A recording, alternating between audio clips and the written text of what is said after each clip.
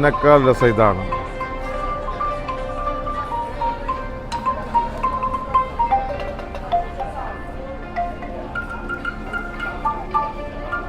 ഒരു എയർപോർട്ടിൻ്റെ എല്ലാ സെറ്റപ്പും ഉണ്ട്. ടിക്കറ്റ് ചേഞ്ച് ചെയ്യുന്ന സ്ഥലമായിട്ട് കാണാം.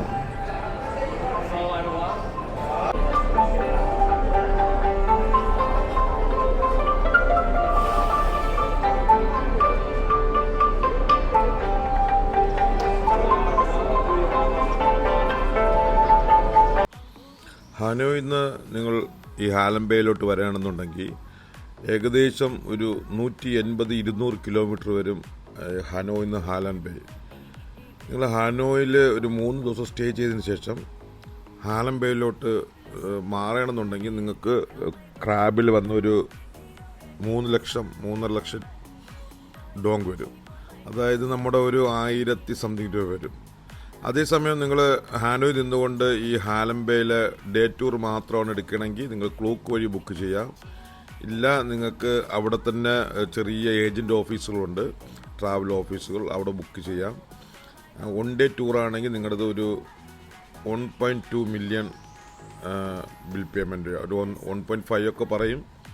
1.2 നിങ്ങൾക്ക് ടിക്കറ്റ് എടുക്കാൻ പറ്റും. 1.2 മില്യൺ എന്ന് പറയുന്നത്, 1 മില്യൺ എന്ന് പറയുന്നത് നമ്മൾ 2800 രൂപ അടുപ്പിച്ചുണ്ടാവും. അങ്ങനെ 1.2 നിങ്ങൾക്ക്, അതിൽ നിങ്ങൾ 2 ഡേ 1 നൈറ്റാണ് എടുക്കണമെന്നുണ്ടെങ്കിൽ അവർ 3 മില്യൺ ചോദിക്കും. നിങ്ങൾക്കൊരു 2.3 2.4 നിങ്ങൾക്ക് 5 സ്റ്റാർ കാറ്റഗറി, ഈ 2 ഡേ 1 നൈറ്റ് ട്രിപ്പ് മുഴുവൻ 5 സ്റ്റാർ ക്രൂയിസ് മാത്രമേ ഉണ്ടാവത്തുള്ളൂ. ഞാൻ നിങ്ങളെ നിർദ്ദേശിക്കുക എപ്പോഴും 2 ഡേ 1 നൈറ്റ് ക്രൂയിസ് എടുക്കാൻ വേണ്ടിയിട്ടായിരിക്കും നിർദ്ദേശിക്കുക. നിങ്ങൾ അവിടെ നിന്ന് വരുമ്പോൾ തന്നെ പ്ലാൻ ചെയ്താൽ മതി. ഹാനോയിൽ നിങ്ങൾ 2 ദിവസം സ്റ്റേ ചെയ്തതിനു ശേഷം റൂം വിക്കറ്റ് ചെയ്ത് നിങ്ങളുടെ ലഗേജ് മൊത്തം നിങ്ങൾ അവിടെ തന്നെ റിസപ്ഷനിൽ കൊടുത്തതിന് ശേഷം നിങ്ങൾ നേരെ ഈ ഹാലംബേയിലോട്ട് പോവുക. അവിടെ ഈ 2 ദിവസം, അതായത് പോയി അടുത്ത ദിവസം നിങ്ങൾ തിരിച്ചു വരുമ്പോഴത്തേക്ക് വീണ്ടും ഹോട്ടലിൽ റീചെക്ക് ഇൻ ചെയ്യുക. ഇതാണ് നമ്മുടെ ക്രൂയിസ്, റീചെക്ക് ഇൻ ചെയ്യുക. അപ്പോൾ നിങ്ങൾക്ക് റൂം വാടക വെച്ച് നോക്കുമ്പോഴത്തേക്കും നിങ്ങൾക്കിത് നഷ്ടമില്ല. ഏകദേശം കാരണം നമുക്ക് റൂം ഇവിടെ വാടക കൊടുക്കണമല്ലോ ഹാനോയിലാണെങ്കിൽ, ആ റൂം വാടകയും നമ്മുടെ ഫുഡും എക്സ്പെൻസ് വെച്ച് നോക്കുകയാണെങ്കിൽ നമുക്ക് ഏറ്റവും ബെസ്റ്റ് എന്ന് പറയുന്നത് നിങ്ങൾ റൂം ചെക്കൗട്ട് ചെയ്തിട്ട് നേരെ ഹാലംബേയിൽ പോവുക. അവിടെ ഒരു 2 ഡേ 1 നൈറ്റ് ബുക്കിംഗ് എടുക്കുക. അവിടെ നിന്ന് തിരിച്ച് നിങ്ങൾ റൂമിൽ വന്നിട്ട് വീണ്ടും ചെക്ക് ഇൻ ചെയ്യുക. അത് എല്ലാ ഹോട്ടലുകാരും ആ ഒരു കാര്യം നിങ്ങൾ ചെയ്തുതരും. എല്ലാ ഹോട്ടലും അവിടെ ഇത് ചെയ്യുന്നതാണ്, അത് ചെയ്തു തരും. നിങ്ങൾക്ക് ഇപ്പോൾ ക്ലൂക്കിലെടുക്കുമ്പോഴത്തേക്കും എന്തെങ്കിലും ബുദ്ധിമുട്ടുണ്ടെങ്കിൽ ഈ തൊട്ട് താഴെ നിങ്ങൾ ഈ ഹാനോയിൽ എവിടെ താമസിച്ചാലും അതിൽ ഒരു 100 മീറ്റർ നടക്കുകയാണെങ്കിൽ നിങ്ങൾക്ക് ഒരു ബുക്കിംഗ് ഓഫീസ് കാണാൻ പറ്റും. അപ്പോൾ ഇത് ഈ 2 ഡേ 1 നൈറ്റ് ക്രൂയിസ് ഒരു പ്രത്യേക എക്സ്പീരിയൻസാണ്. നിങ്ങൾ തീർച്ചയായിട്ടും അത് ചെയ്ത് നോക്കണം. ഒരു പ്രത്യേക എക്സ്പീരിയൻസാണ് ഇത്. നമ്മുടെ ഈ കടലിൽ കൂടെയുള്ള യാത്രയും, ഇത് കടലും പണ്ട് ഉൾവലിഞ്ഞിട്ട് ഒരുപാട് പാറകൾ ഇപ്പോൾ മേളിലോട്ട് വന്നിട്ടുണ്ട്. അത് അതിൻ്റെ ഗുഹ കേവുകൾ, നല്ല രസമുള്ള യാത്രയാണ് ഈ ഹാലോങ്. ഇനി നിങ്ങൾക്ക് ടൈം ഉണ്ടെന്നുണ്ടെങ്കിൽ ഹാലോങ്ങിൽ ഹാലം സിറ്റി എന്ന് പറഞ്ഞ സിറ്റി ഉണ്ട്. ടൂറിസ്റ്റിൻ്റെ ഹബ്ബാണ്. നമ്മുടെ അമേരിക്കൻ നമ്മൾ ലോസ് ആഞ്ചൽസ് എന്നൊക്കെ പറഞ്ഞ കണക്ക് അതുപോലത്തെ ആയിക്കൊണ്ടിരിക്കുന്ന സിറ്റിയാണ് ഹാലം സിറ്റി. വിയറ്റ്നാമിൽ കാണുന്ന പുതിയൊരു ടൂറിസം എന്ന് പറയുന്നത്, അവിടെ സൺ വേൾഡ് ഓരോ ഏരിയ അവർക്ക് വിട്ടുകൊടുക്കുകയാണ്. അവർ അവിടെ മാക്സിമം ബിൽഡിങ്ങും ഇൻഫ്രാസ്ട്രക്ചറും ഒരുക്കും.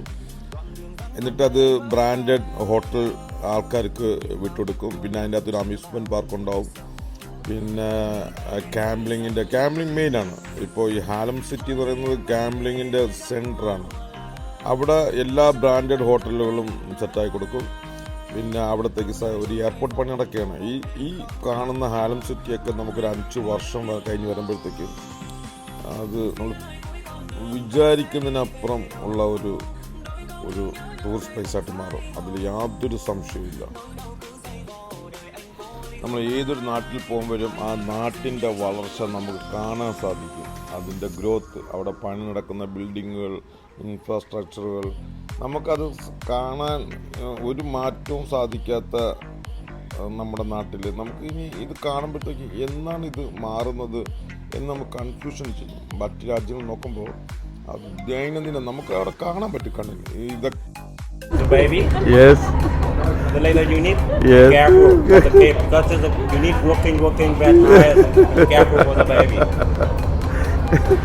എൻ്റെ വയറിൽ തൊട്ടിട്ട് ഗർഭിണിയാണോ അതാണ്. ഇവിടെ എല്ലാവർക്കും എൻ്റെ വയറ് കാണുമ്പോഴത്തേക്ക് മാർക്കറ്റിലൊക്കെ പോകുമ്പോഴത്തേക്ക് ഇങ്ങനെ വന്ന് ഇടിക്കുകയൊക്കെ ചെയ്യാൻ പറ്റില്ല. പെൺകുട്ടികൾ വയറ് ഇവിടെ തീരെ വയറില്ലാത്ത ആൾക്കാരല്ലേ. മറ്റെല്ലാ ടേബിളിലും ഒരുപാട് ആളുണ്ട്. ആദ്യം ടേബിളിൽ സെർവ് ചെയ്യാം, ആവശ്യമുള്ള എടുത്താൽ മതി. ഇത് ഞാനും അൽഫവും പിന്നെ ഒരു കാക്ക മാത്രമേ ഉള്ളൂ. പുള്ളിയാണെങ്കിൽ നായകനായിട്ട് ഇഷ്ടം പോലെ കഴിക്കാം. സലാഡൊക്കെ ക്വാളിറ്റി എന്ന് പറഞ്ഞാൽ ഈ ചിപ്പിയുടെ ഒരെണ്ണം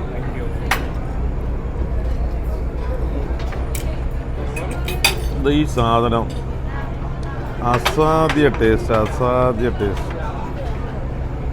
ചെമ്മീൻ, ചിക്കൻ്റെ കറിയാണ്, സലാഡ്. നമ്മളൊരു 3 സ്റ്റാറോ 4 സ്റ്റാറോ ക്രൂസ് എടുക്കുന്നതിനേക്കാൾ ഒരു 1000-1500 രൂപയായിരിക്കും കൂടുതലുണ്ടാവുക. നമ്മൾ പോകുന്ന സ്ഥലത്തൊക്കെ ഒരു 500-1000-2000 രൂപയാണ് അതിൻ്റെ മാക്സിമത്തിലുള്ള സാധനം നമുക്ക് കിട്ടുന്നുണ്ടെങ്കിൽ അതെടുക്കുക. കാരണം ഇതൊക്കെ നമ്മൾ സ്ഥിരം ചെയ്യുന്നില്ലല്ലോ. എല്ലാ ദിവസവും നമ്മൾ വന്ന് ക്രൂസിൽ ഫുഡ് കഴിക്കുന്നില്ല. ഈ വിയറ്റ്നാമിൽ വന്ന് നമ്മൾ ഈ 3-4 ദിവസം അല്ലെങ്കിൽ ഈ ഒരൊറ്റ ദിവസം ഈ ക്രൂസിൽ കയറുന്നത്, ഒരു 5 സ്റ്റാർ ക്രൂസിൽ കയറുമ്പോൾ അവരുടെ ആ സ്വീകരണം നമുക്കൊരു 1000-1500 രൂപ പോകുന്ന നോക്കണ്ട. കാരണം ഈ ഒരു ഫെസിലിറ്റിയും ഈ ഒരു നിലവാരവും ജീവിതത്തിൽ കിട്ടാൻ വേണ്ടിയിട്ട് നമ്മൾ ആഗ്രഹിക്കും. അതിനുവേണ്ടി നമ്മൾ നല്ല രീതിയിൽ പണിയെടുക്കും. ഫുഡൊക്കെ നല്ല ഫുഡാണ്. ആവശ്യമുള്ള ടേബിൾ കൊണ്ട് വെച്ചാൽ ഇനി കൂടാതെ ഉള്ളത് അവിടെ പോയി എടുക്കുക. അവിടെ പോയി എടുക്കേണ്ട ആവശ്യമില്ല, ആ ഭാഗത്ത് എടുക്കേണ്ട ആവശ്യമില്ല, അത് തന്നെ മതിയാവും. ലിക്കർ ഉപയോഗിക്കാം, അൺലിമിറ്റഡ് ആണ്. ഇഷ്ടം പോലെ കുടിക്കാം. കുടിച്ച് നമുക്ക് അവിടെ നിന്ന് വെള്ളത്തിൽ വേണമെങ്കിൽ വെള്ളത്തിൽ ചാടാം, വേണമെങ്കിൽ അവിടെ നിന്ന് നേരെ ആ പാറപ്പുറത്ത് ഓടി വേണമെങ്കിൽ കയറാം. പിന്നെ അങ്ങനത്തെ ആൾക്കാരെന്നുള്ള കാണുന്നില്ല, അതുകൊണ്ട് വലിയ പ്രശ്നമില്ല. ആവശ്യമ്പോൾ ലിക്കർ ഉപയോഗിക്കാം. എല്ലാം പ്രീമിയം ബ്രാൻഡ് ലിക്കറാണ്. ഫുഡ് ഇത് കൊഞ്ച്, ഫ്രഷ് കൊഞ്ച. ഇത്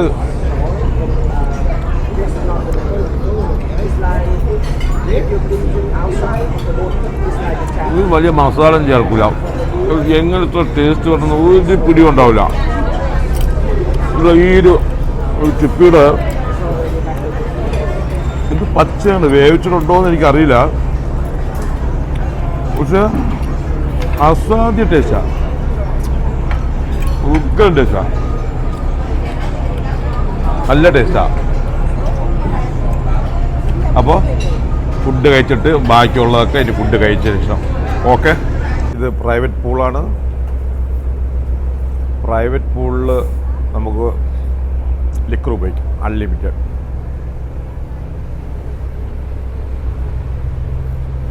നമുക്ക് സ്വന്തമായിട്ട് വേണമെങ്കിൽ എടുത്ത് കുടിക്കാം. ഇല്ല, അവരെടുത്ത് പറഞ്ഞു കഴിഞ്ഞാൽ അവർ പെഗ് നമുക്ക് കൊടുത്തരും. ഞാൻ പല പ്രാവശ്യം പറയുന്നത് വീണ്ടും പറയാണ്, കഴിയുമെങ്കിൽ ഇത് നമ്മൾ വിദേശ രാജ്യത്ത് പോകണമെന്നില്ല. നമ്മുടെ എത്രയാണോ വരുമാനം അതിൻ്റെ 25% ഒരു വർഷം നമ്മൾ ഇതിന് യാത്രയ്ക്ക് വേണ്ടി മാറ്റിവെക്കുക. നമ്മളെ കുട്ടികളെയും കൊണ്ട് നമ്മൾ യാത്ര പോവുക. ആ കുട്ടികൾ 18 വയസ്സ് കഴിഞ്ഞാൽ നമ്മൾ വിളിച്ചാൽ വരില്ല. അവരുടെ ഒരു വൈബ് ഉണ്ടാവും. ആ സമയം 18 വയസ്സ് കഴിഞ്ഞ് നമ്മുടെ യാത്രയ്ക്ക് അവരെ വിളിക്കുന്നതും നമ്മൾ ചെയ്യുന്നത് ശരിയല്ല. അവർക്ക് അവരുടേതായ ഒരു വൈബ് ഉണ്ടാവും, അവരുടെ ഫ്രണ്ട്ഷിപ്പ് ഉണ്ടാവും. അവരങ്ങനെ ആയിരിക്കും പിന്നെ യാത്ര പോവുക. നമ്മൾ വിളിക്കുന്നതും തെറ്റാണ്, അവരെ നമ്മളെ കൂടെ യാത്രയ്ക്ക് വിളിക്കുന്നതും തെറ്റാണ്. അപ്പോൾ കഴിയുന്നതും നിങ്ങൾ കുട്ടികളും വൈഫും ആയിട്ട് കഴിയുന്നതും യാത്ര ചെയ്യും.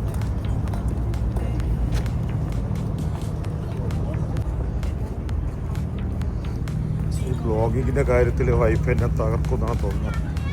അവൾ 2 ദിവസമായിട്ട് ഭയങ്കര വീഡിയോ എടുക്കലൊക്കെ ആയിരിക്കും.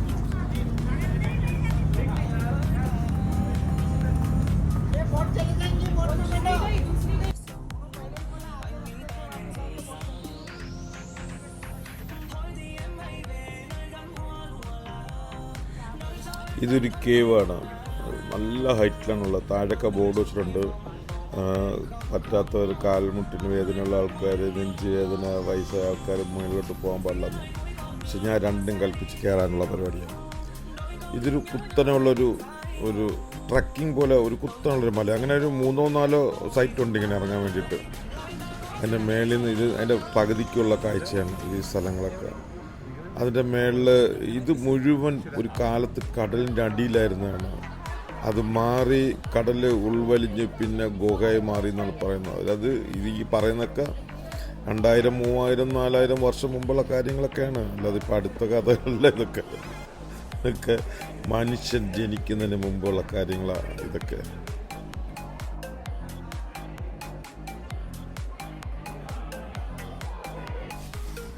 ഇതിനെക്കുറിച്ച് എങ്ങനെ പറയണമെന്ന് എനിക്കറിയില്ല. നമ്മൾ അവതാർ സിനിമയിലൊക്കെ കാണില്ലേ, അതുപോലൊരു ലോകമാണ് ഇതിനുള്ളിൽ.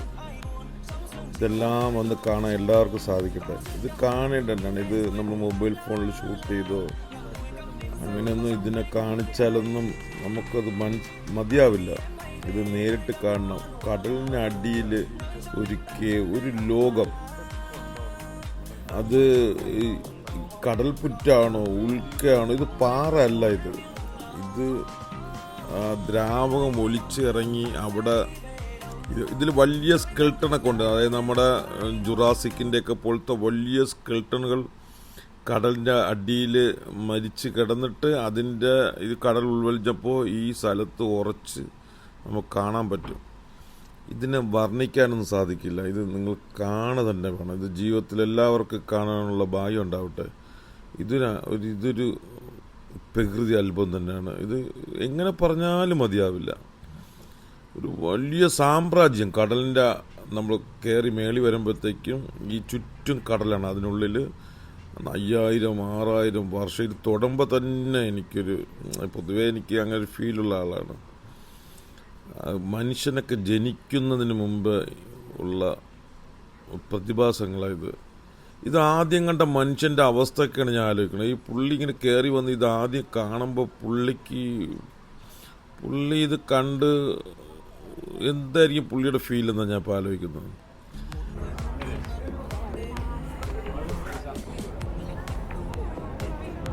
ആ സ്ഥലത്ത് നിന്ന് ഇറങ്ങി കഴിഞ്ഞാൽ പിന്നെ ഇവിടെ നിന്നാണ് തിരിച്ച് കയറുക.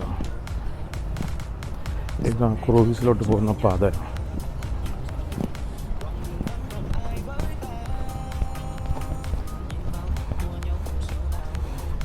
ഇതൊക്കെ ചെയ്തിന് ഭയങ്കര രസമാണ്.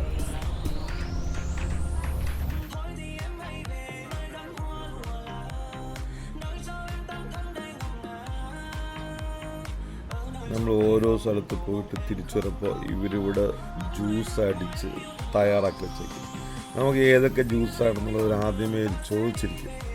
എന്നിട്ട് നമ്മൾ തിരിച്ചു വരുമ്പോൾ അതിവിടെ തയ്യാറായിട്ടുണ്ടാവും. വീണ്ടും അടുത്ത സ്ഥലത്താണ്. ഇത് കുറച്ചും കൂടി ട്രക്കിംഗ് ആണ്. ഇത് ബാംബു കേവ് എന്നാണ് പറയപ്പെടുന്നത്. കുറച്ച്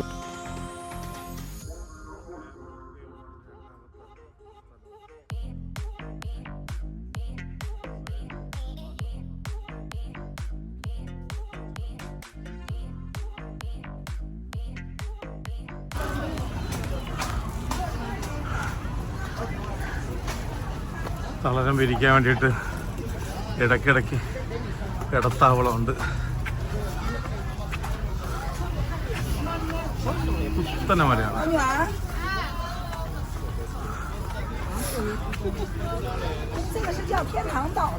ഞാൻ തളർന്നു. ഇനി ഞാൻ കയറിയതിൻ്റെ 3-4 ഇരട്ടിക്ക് ഫുഡോ എനിക്കാണ്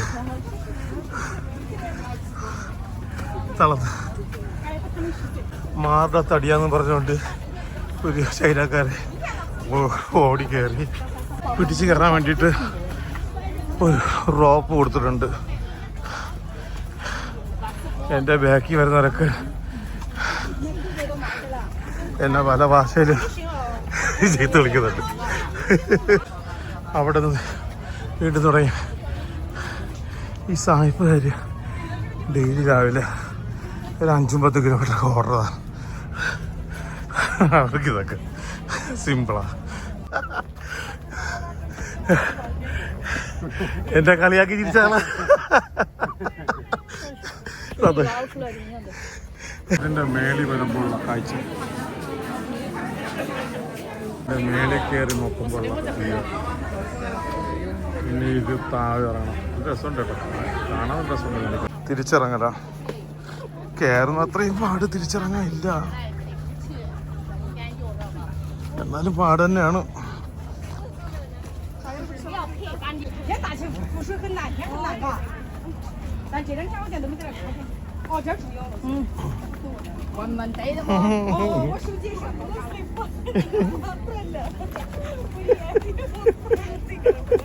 ഞാൻ നിൽപ്പോയാ മതി.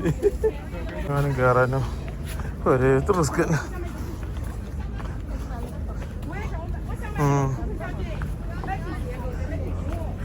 ഞാൻ എൻ്റെ സ്വന്തം ശരീരം കൊണ്ട് കയറാൻ പാടുപെടുമ്പോൾ ഇവിടെ ഒരാൾ ആണ് ശരീരം കൂടെ അടുത്ത തടി, പുള്ളിയുടെ ബോഡി കൂടാത്തതിന് അതെന്തൊക്കെയോ കുറുക്കില് വെയിറ്റും കെട്ടിയിട്ടിട്ടാണ് കയറണം.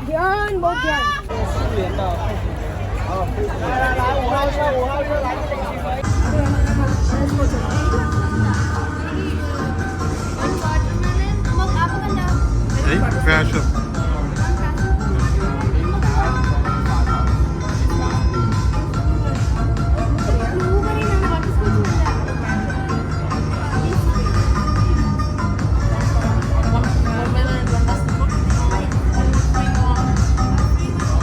സ്പീഡ് ബോട്ട് ആക്ടിവിറ്റീസ് ആണ്. സ്പീഡ് ബോട്ടിൽ അടുത്ത ഇതെല്ലാം അതിനോട് ചേർന്നിട്ടുള്ളതാണ്, നമ്മുടെ ക്രൂയിസിനോട് ചേർന്നുള്ള ആക്ടിവിറ്റീസാണ് ഇതൊക്കെ.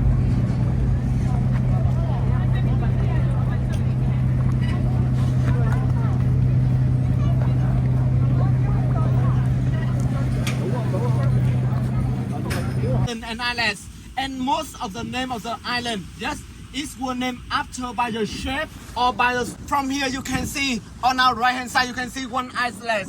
It look like a turtle. And in Vietnam we have 4 sacred animals. The first one we have, which is the dragon. The dragon is symbolized for the power, for the king. Everybody, poop out everybody. Why? Because yep, the slang here it means the sensitive part of the woman body. And the butterfly is symbolized for freedom, everybody. Yeah.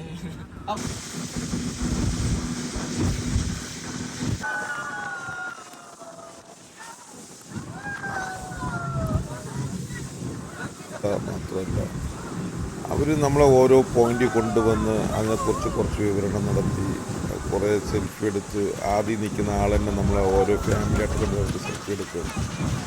ഒരു പ്രത്യേക coaching ആണോ അതോ അവർ government കൊടുക്കുന്നതാണോ അതോ ജന്മനാൾ കിട്ടുന്നതാണോ, ഈ വരുന്ന ആൾക്കാരെ എങ്ങനെയൊക്കെ അവരെ ഹാപ്പി ആക്കണം, എങ്ങനെയൊക്കെ അവരെ നല്ല സർവീസ് കൊടുക്കണം, ഇതെല്ലാ രാജ്യത്തുണ്ട്, ഇവിടെ മാത്രമല്ല.